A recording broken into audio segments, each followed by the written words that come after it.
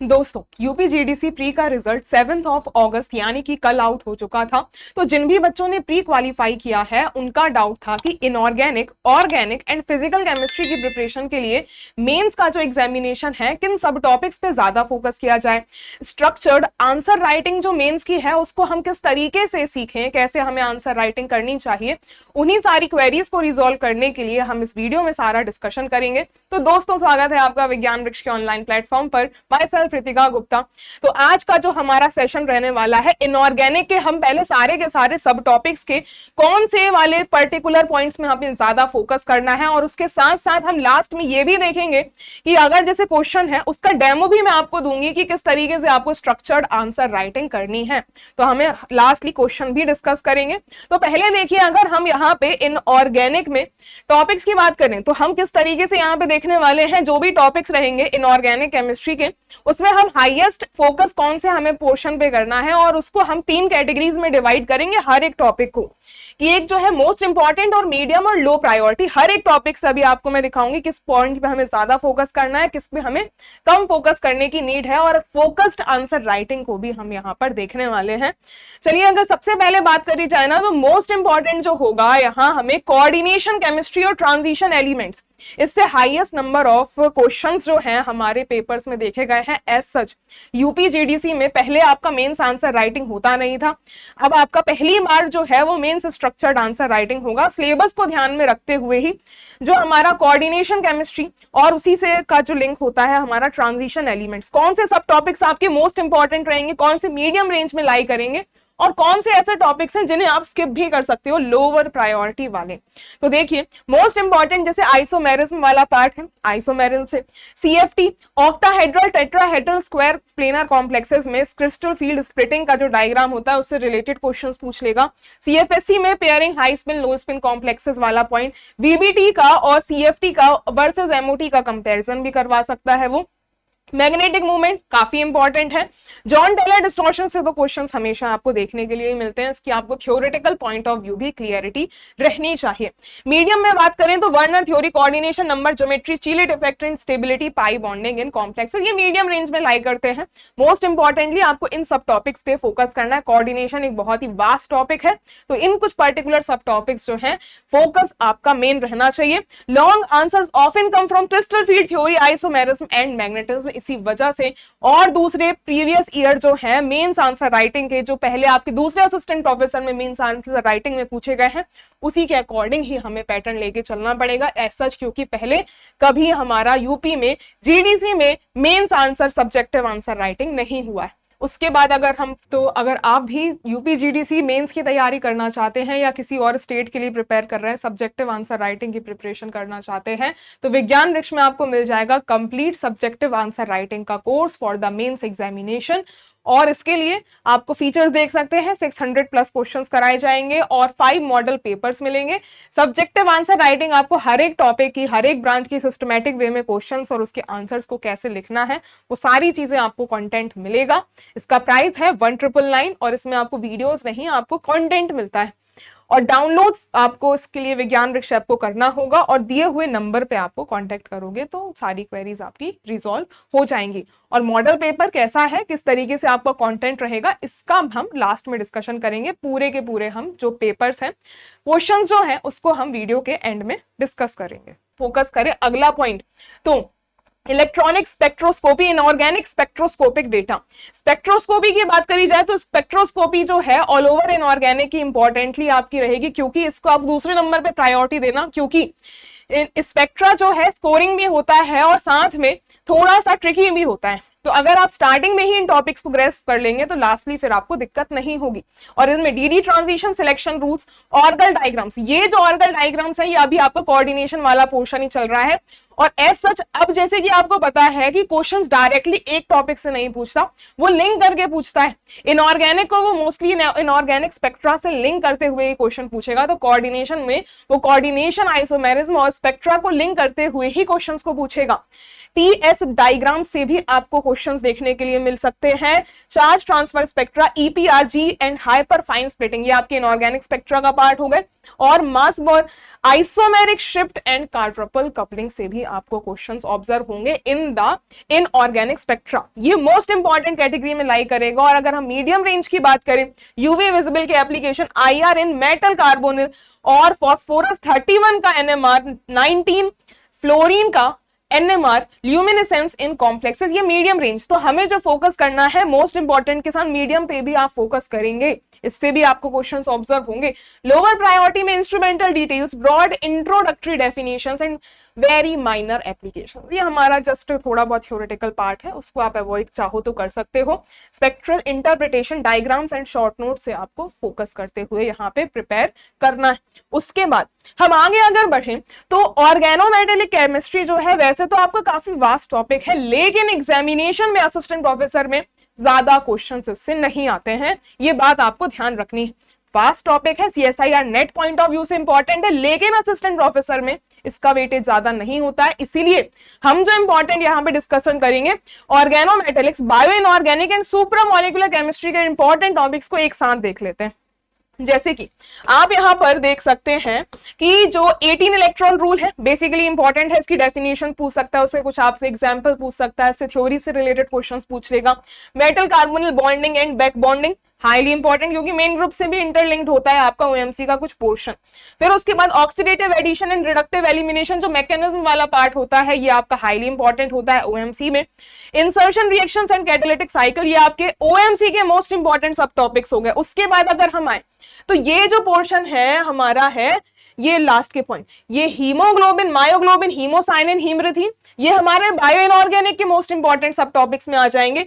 Metlo enzyme, CA carbonic anhydrase वाला is the most important one, हमेशा पूछा जाता है, इसको तो आपको करके ही जाना है। और कुछ इंपॉर्टेंट जैसे साइटोक्रोम P450, ये तो सीए कार्बोनिक एनहाइड्रेज हो गया। इसके अलावा साइटोक्रोम P450 भी आप पढ़ के जाना। इसके अलावा आप पर ऑक्सीडेज तो नहीं कहूंगी मैं, कार्बोक्सी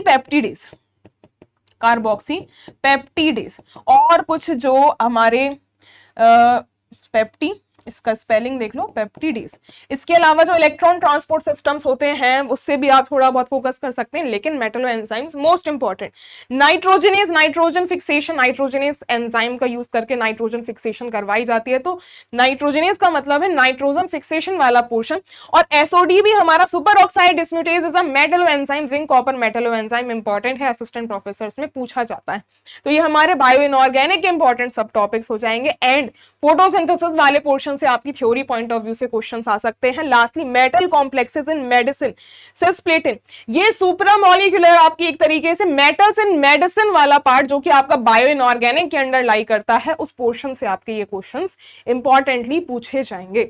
अगर हम मीडियम रेंज की बात करें तो हेप्टेसिटी एंड लीगेंड टाइप्स, ये हमारा ओएमसी का।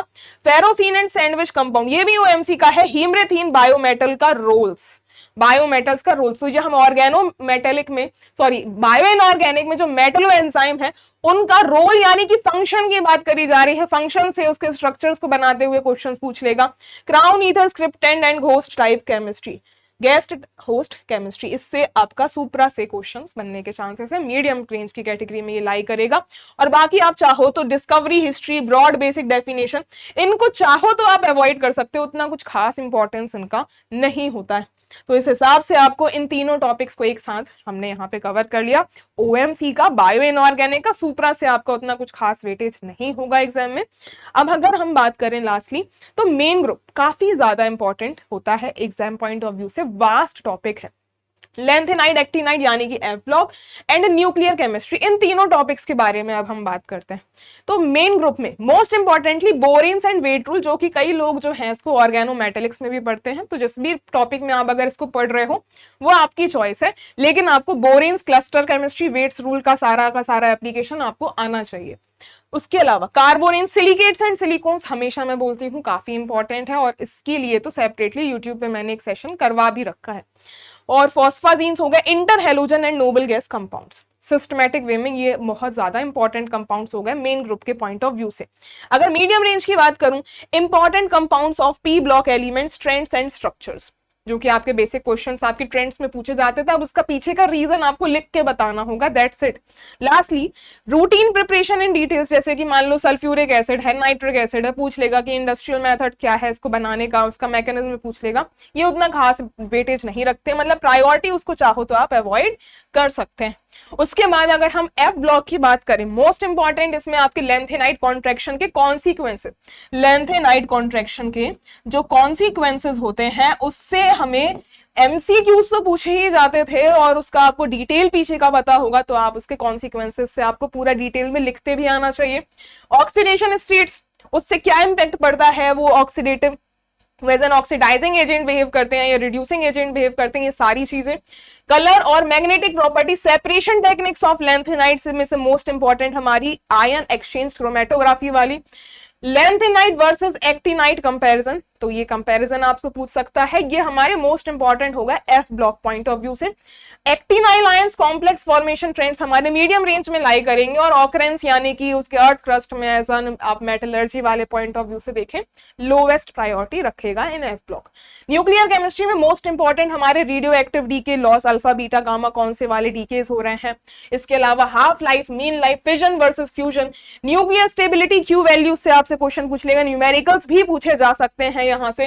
ट्रेसर एप्लीकेशंस, ये हमारे हो गए इंपॉर्टेंट न्यूक्लियर केमिस्ट्री में, जिसको आप रेडियो एक्टिविटी के नाम से भी जानते हैं। मीडियम रेंज में डिटेक्टर्स, न्यूट्रॉन एक्टिवेटर एनालिसिस की आपकी थ्योरी पूछी जा सकती है, और डिटेल्ड रिएक्टर डिजाइन को तो चाहो आप अवॉइड कर सकते हो, लोवेस्ट प्रायोरिटी इनको हमें देनी है। फिर अब हम आते हैं कुछ ऐसे टॉपिक, स्ट्रक्चर वर्सेस बॉन्डिंग, जो कि हमारा केमिकल बॉन्डिंग है। क्या है ये? केमिकल बॉन्डिंग है भाई, मोस्ट इंपॉर्टेंट ये है chemical bonding. Chemical bonding, structure versus bonding, MO theory, B2 से लेके F2 तक, homonuclear diatomic molecules, bond order and mechanism, VSEPR shapes and lone pair effects, hypervalent molecules, most important category में mark कर लो इसे। Comparative MO discussion, shape based reasoning, ये medium range में lie करेंगे, एंड लोवेस्ट प्रायोरिटी आप देंगे basic examples कुछ, ये हमारे केमिकल बॉन्डिंग के हो गए। फिर उसके बाद HSAB थ्योरी, जो कि लाई करती है किसके अंदर, ये एक्चुअल में आप मानो तो हम इसको मेन ग्रुप के अंदर ही पढ़ाते हैं, मेन ग्रुप का ही एक सब टॉपिक है, hard soft acid base principle. इससे पूछेगा क्या, हार्ड सॉफ्ट एसिड बेसिस की आपके उसी के बेसिस पे कुछ क्वेश्चंस पूछ लेगा, कैसे क्वेश्चंस है उसका एक डेमो मैं आपको यहाँ पे दिखा दूंगी। पियर्सन की थ्योरी के हिसाब से आपसे पूछ लेगा, पियर्सन ने ही क्योंकि HSAB थ्योरी दी थी।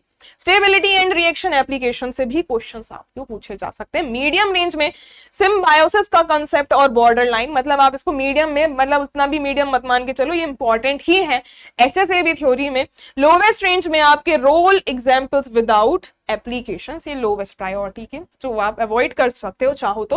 बाकी pollution chemistry, green house effect, global warming, ozone depletion, photochemical smog, acid rain, ये सारे एनवायरमेंटल केमिस्ट्री के। पॉल्यूशन एक तरीके से आप समझ सकते हो कि ये जो एनवायरमेंटल केमिस्ट्री वाला पार्ट है वो यहाँ पे पूछा जा रहा है, जो इंपॉर्टेंट जो एनवायरमेंट में जो डेली इफेक्ट्स हैं उसके regarding, and controlling measures are also important. Lastly excessive statics जो है इसको आप चाहो तो अवॉइड कर सकते हैं। तो ऑल ओवर हमने यहाँ पे सारे इंपॉर्टेंट टॉपिक्स देखे, हर एक टॉपिक का कौन सा सब टॉपिक इंपॉर्टेंट है अभी तो हमने ये देखा।